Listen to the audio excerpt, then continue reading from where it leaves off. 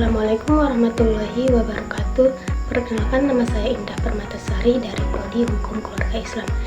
Di sini saya akan menjelaskan tentang pemeriksaan dalam penyidikan dan video ini saya buat sebagai tugas UAS dari mata kuliah Hukum Acara Pidana.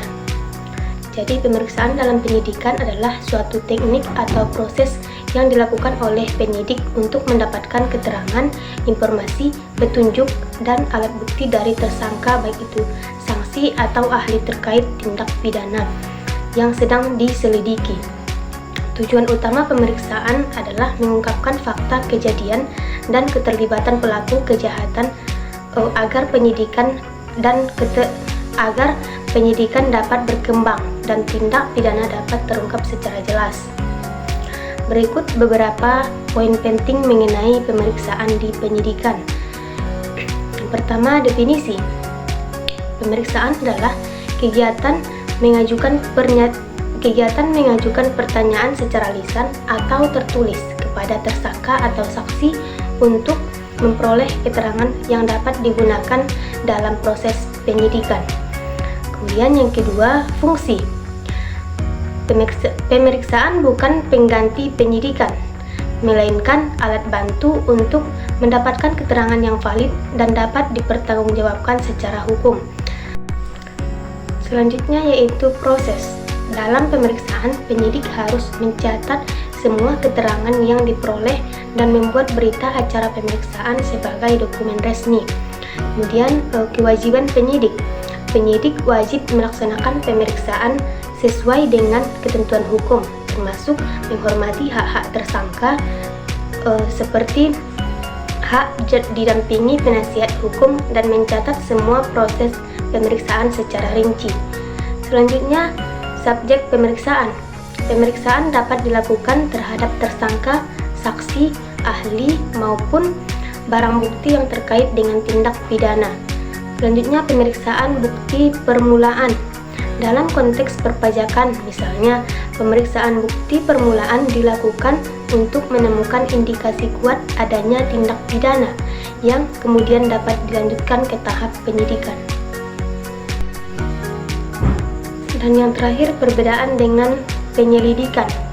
Penyidikan adalah tahap lanjutan dari penyelidikan yang berfokus pada pengumpulan bukti dan keterangan untuk mengungkap tindak pidana dan menemukan tersangkanya.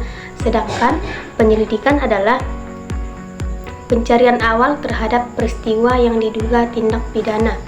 Nah, secara singkat, pemeriksaan di penyidikan adalah kegiatan sistematis dan terstruktur yang dilakukan oleh penyidik untuk menggali keterangan dan bukti guna mengungkap tindak pidana secara sah dan akurat sesuai prosedur hukum yang berlaku. Selanjutnya adalah pembuatan berita acara penyidikan atau BAP. Adalah proses dokumentasi tertulis yang memuat hasil pemeriksaan penyidik terhadap tersangka, saksi, atau ahli dalam rangka pengungkapan tindak pidana. Berikut adalah langkah dan unsur penting dalam pembuatan BAP penyidikan berdasarkan praktik dan ketentuan hukum. Yang pertama, identitas pihak yang terlibat. BAP harus mencantumkan identitas lengkap penyidik yang di dalamnya memuat nama, NIP, pangkat, jabatan, dan pihak yang diperiksa, yaitu nama lengkap, tempat dan tanggal lahir, pekerjaan, alamat, serta status pemeriksaan sebagai tersangka, saksi, atau ahli. Kemudian, waktu dan tempat pemeriksaan seperti hari, tanggal, bulan, tahun, serta lokasi pemeriksaan harus dicantumkan secara jelas. Selanjutnya, dasar pemeriksaan. Menyebutkan surat perintah penyidikan atau dasar hukum pemeriksaan, termasuk pasal-pasal yang disangkakan jika terkait pelanggaran atau tindak pidana tertentu. Selanjutnya, pertanyaan dan jawaban.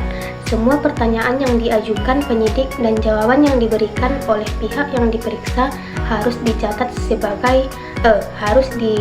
secara verbatim atau persis sesuai ucapan tanpa perubahan agar keterangan yang terekam adalah otentik dan dapat dipertanggungjawabkan. Selanjutnya, penyusunan teks BAP ditulis dengan bahasa yang jelas, singkat, dan lengkap. Kemudian, pembacaan dan persetujuan. Setelah BAP selesai dibuat, maka pihak yang diperiksa harus diberi kesempatan membaca atau mendengarkan isi BAP dalam bahasa yang dimengerti. Selanjutnya, penutupan dan penandatanganan. BAP diakhiri dengan kalimat penutup yang menyatakan kebenaran isi BAP dan sumpah jabatan penyidik. Dokumen ditandatangani oleh penyidik dan pihak yang diperiksa pada waktu dan tempat yang sama. Nah, yang terakhir yaitu kelengkapan materi. BAP harus memuat uraian tentang tindak pidana yang diperiksa, waktu, tempat kejadian, bukti-bukti, serta fakta-fakta yang ditemukan selama pemeriksaan.